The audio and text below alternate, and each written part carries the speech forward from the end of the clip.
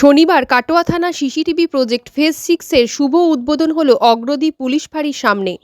উপস্থিত ছিলেন পূর্ব বর্ধমান জেলা পুলিশ সুপার সায়ক দাস, কাটোয়ার বিধায়ক Rabindranath Chattopadhyay, additional police super Rahul Pandey, কাটোয়ার এসডিপিও কাশীনাথ মিস্ত্রি, কাটোয়া 2 নম্বর পঞ্চায়েত সমিতির সভানেত্রী শুভ্রা বর্মন, সহসভাপতি রাজীব চ্যাটার্জি, কাটোয়া থানার আইসি তীর্থেন্দু গাঙ্গুলি, জেলা পরিষদের সদস্য নিতাই সুন্দর মুখার্জি।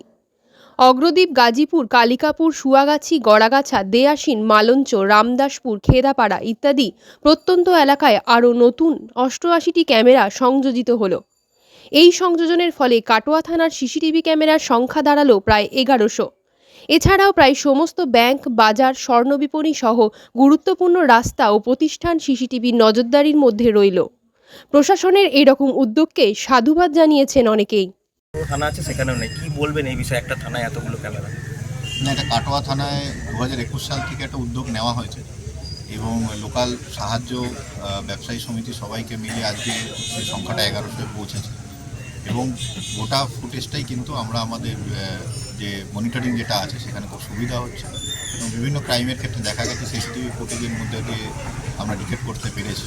তো সেই কারণে এই উদ্যোগটাকে আরও বাড়িয়ে নিয়ে যাওয়া হয়েছে এবং আজকেই তার এক্সটেনশন হিসেবে একটা 6th ফেজ যেটা আছে সেখানে আজকে অগ্রদীপ একটা যেটা একটু রিমোট এরিয়া সেইখানে 88খানা সিসিটিভি ক্যামেরা দিয়ে চালু করা হয়।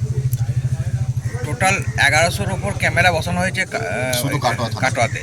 এর আর কিছু কি বসানো হবে আর এরপরে? সিসিটিভি ক্যামেরার আরও কিছু পয়েন্টস আমরা আইডেন্টিফাই করছি, সেগুলো আরও ধীরে ধীরে এগুলোতে বসানো হবে। জেলার কি অন্যান্য থানাগুলোকেও এই হ্যাঁ, সমস্ত থানাতেই প্রজেক্টটা চলছে। কিছু থানা অনেকটা এগিয়েছে, কিছু থানা একটু পিছিয়ে আছে।